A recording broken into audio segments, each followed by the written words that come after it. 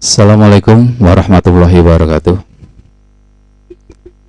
A'udzubillahi minasyaitonirrajim. Bismillahirrahmanirrahim.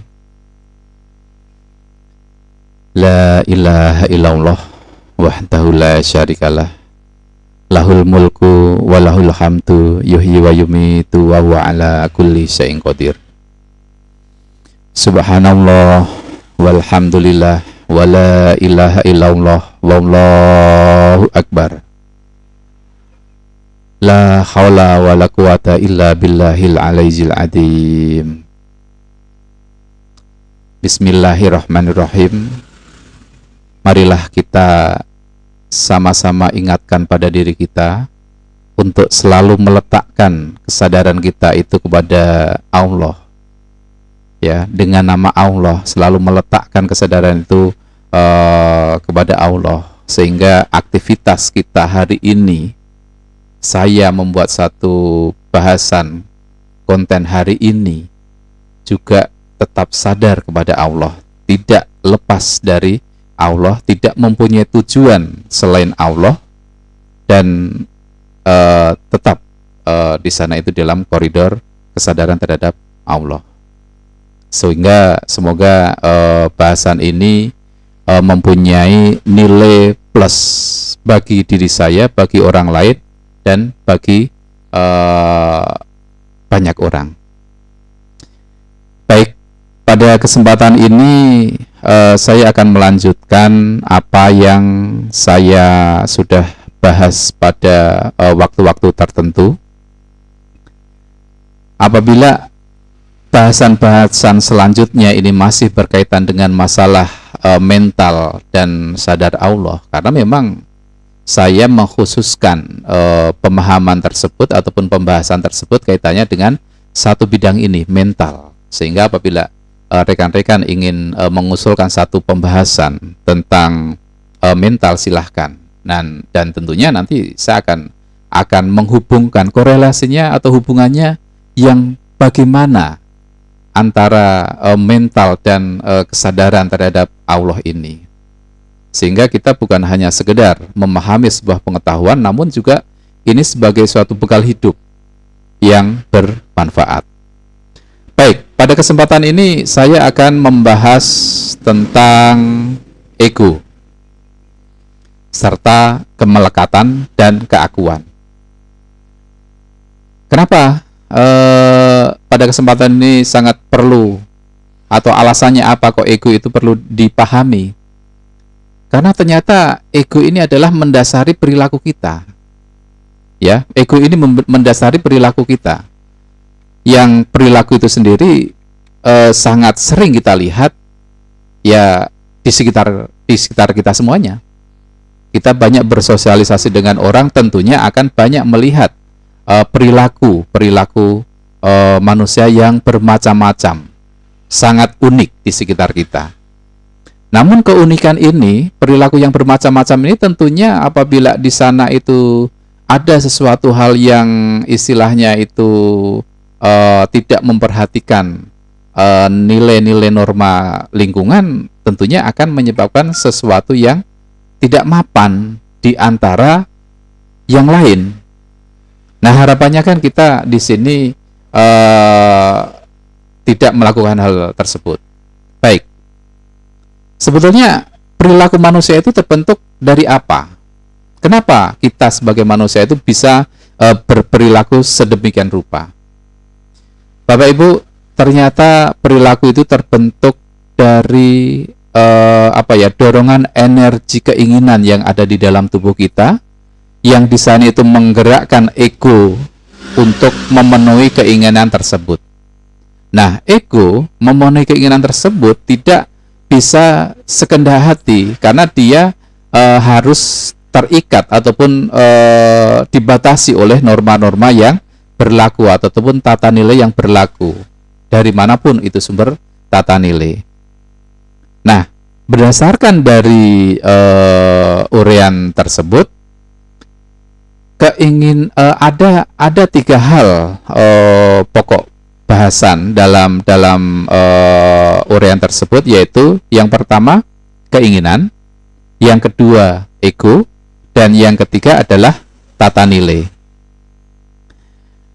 Ego itu apa? Baik, ini sebetulnya hanya bahasa ya. Nanti dari pembahasan ini kita bisa menyimpulkan sebetulnya ego itu apa. Kenapa kita sering mendengar kamu egois. Nah, sebetulnya ego itu apa? Nah, ego ini merupakan sesuatu yang selalu mengikuti keinginan atau melaksanakan keinginan. Ego cenderung mengikuti keinginan, bukan kebutuhan. Karena di dalam kehidupan kita itu ada dua, yaitu keinginan dan kebutuhan. Namun yang namanya ego ini cenderung untuk mengikuti keinginan. Sebetulnya ego ini membantu manusia untuk mencapai sebuah keinginan dan mempertimbangkan apakah dia dapat mencapai keinginan tersebut dan mempertimbangkan mana usaha yang tidak menimbulkan kesulitan ataupun penderitaan terhadap diri. Ingat, di sini digarisbawahi kesulitan diri atau penderitaan diri. Karena ego ini sifatnya masih bersifat ke dalam kepada diri sendiri. Dia tidak melihat keluar. Karena memang ego ini tidak terikat pada moralitas. Memang tugas ego itu memberikan tempat pada fungsi mental utama, yaitu kaitannya dengan penalaran, penyelesaian masalah, dan pengambilan keputusan. Artinya ego ini bukan dalam artian sesuatu yang salah, sesuatu yang tidak berguna. Itu sangat berguna sekali. Hanya permasalahannya yang agar ego ini berguna bagi masyarakat, tidak hanya bagi diri sendiri, maka di sana harus ada suatu moral, tata nilai yang membatasinya. Dengan tata nilai dan moral inilah dia akan melakukan action, melaksanakan keinginan, mencapai keinginan tanpa tanpa merugikan orang lain, walaupun dia akan memenuhi keinginan sendiri dengan cara yang aman dan tidak menyakiti diri. Nah, jadi istilahnya untung ada moral. Moral yang kita pelajari dari orang tua, dari guru-guru agama kita, dari lingkungan, itu adalah moral. Nah, namun moral di sini tentunya satu pertanyaan besar, moral yang mana yang dia pelajari? Nah, ini yang menjadi masalah pada kehidupan sekarang adalah moral yang mana yang dia pelajari. Kok seperti itu? Harusnya kontrol moral dan tata nilai ini menghasilkan manifestasi dari sebuah keinginan dan ego ini yang muncul dalam bentuk perilaku, menghasilkan perilaku yang menenteramkan. Tapi kenapa di sekitar kita itu banyak sekali perilaku-perilaku yang tidak menenteramkan? Apakah tidak ada moral dan tidak ada tata nilai? Saya yakin tidak, karena saya percaya hari ini semua orang itu tentu mempunyai keyakinan, mempunyai tata nilai yang dia pelajari. Ya, tata nilai dan keyakinan itu dia pelajari. Tapi bagaimana kenyataannya kok seperti ini? Apa yang terjadi? Nah, makanya tadi ada tata nilai dan pelajaran yang dia pelajari, itulah kunci utama dari apa yang kita maksudkan.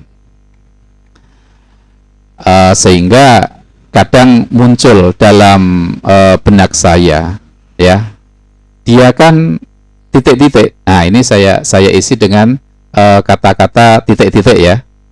Dia kan titik-titik, harusnya dia bisa menunjukkan perilaku yang sesuai dengan gelar yang dia sandang, dengan sebutan yang dia sandang, tapi kok kenyataannya seperti itu. Nah, ini kadang muncul dalam pikiran. Nah, titik-titik ini bisa kita isi dengan misalnya, dia kan seorang anak, kenapa perilakunya tidak menghormati orang tuanya? Apakah dia tidak dikasih nasihat, dia tidak dikasih tuntunan untuk berperilaku sehingga perilakunya seperti itu? Dia kan seorang ayah. Kenapa dia memperlakukan istri dan anaknya seperti itu? Dan masih banyak lagi. Dia kan seorang guru, dia kan seorang pemimpin, dia kan seorang tokoh masyarakat, dia kan dan masih banyak lagi. Nah, ini tentunya hal itu tidak harus terjadi karena nilai dan moral itu mengontrol. Hanya akhirnya kan kembali lagi kepada apa yang saya sampaikan sebelumnya, bahwa nilai moral mana yang dia pelajari. Karena memang sebetulnya grand nilai atau nilai utama, nilai pokok dan moral pokok itu tidak salah. Yang bisa jadi salah adalah cara menafsirkannya. Jadi bukan tata nilainya dan moralnya yang salah, tapi bagaimana cara orang itu menafsirkannya. Nah, tentunya di sini karena orang yang menafsirkan itu adalah manusia, dan manusia itu mempunyai ego dan keinginan, bisa jadi dia menafsirkannya itu masih terpengaruh oleh ego dan keinginan. Baik, lah terus bagaimana? Sementara kita kan tetap harus berperilaku, kita tetap harus bersosialisasi. Nah, inilah tujuan kita membuat suatu pembahasan seperti ini. Kita selalu menggembar-gemborkan tentang sadar Allah. Letakkan segala sesuatunya pada pondasi yang seharusnya, yaitu letakkan kesadaran Allah dalam menjalankan fungsi mental utama tadi, yaitu penalaran, penyelesaian masalah, dan pengambilan keputusan. Sehingga pada saat mempelajari sebuah tata nilai dan moral, dia sudah mempunyai kesadaran terhadap Allah. Dia selalu ingat, sehingga itu akan menjadi sebuah filter dia untuk memilih perilaku mana yang sesuai. Nah, pemaparan yang sudah merupakan bahasan yang sifatnya definisi, sifatnya pemahaman. Tentunya banyak yang bertanya, terus bagaimana cara pencapaiannya? Sadar Allah saya sudah bisa memahami, terus apa yang harus saya lakukan untuk mencapai sadar Allah itu? Bagaimana untuk mencapai sadar Allah? Apa yang harus dilakukan? Inilah yang harus termuncul dalam pertanyaan diri kita. Agar apa? Agar kita tidak hanya selesai pada pemahaman saja, namun kita mampu mempraktekkan dalam kehidupan sehari-hari. Baik, pada pembahasan berikutnya kita akan membicarakan tentang cara mencapai kesadaran Allah, yaitu dengan zikir. Saya kasih bocoran sedikit, yaitu dengan zikir. Dan pertanyaan-pertanyaan yang harus muncul, memang zikir bisa merubah perilaku? Walaupun tidak semua, tapi sekarang itu sudah banyak orang yang selalu berzikir, namun ya masih ada orang yang berzikir tapi perilakunya masih tidak berubah. Apa yang menjadi titik pokok dalam permasalahan ini? Nah, sebetulnya zikir itu apa dan bagaimana zikir itu bisa merubah perilaku seseorang? Bahkan dengan zikir itu bisa merubah nasib seseorang, bisa membuat seseorang itu meraih kebahagiaan secara hakiki. Baik, Bapak Ibu, saudara-saudara semuanya, pada kesempatan ini saya cukupkan. Untuk pembahasan berikutnya tadi kita akan sama-sama membahas zikir, agar zikir itu mampu untuk mencapai keinginan kita untuk sadar Allah dan mencapai memberikan efek perubahan perilaku, dan bahkan kita bisa meraih kebahagiaan yang hakiki. Terima kasih. Assalamualaikum warahmatullahi wabarakatuh.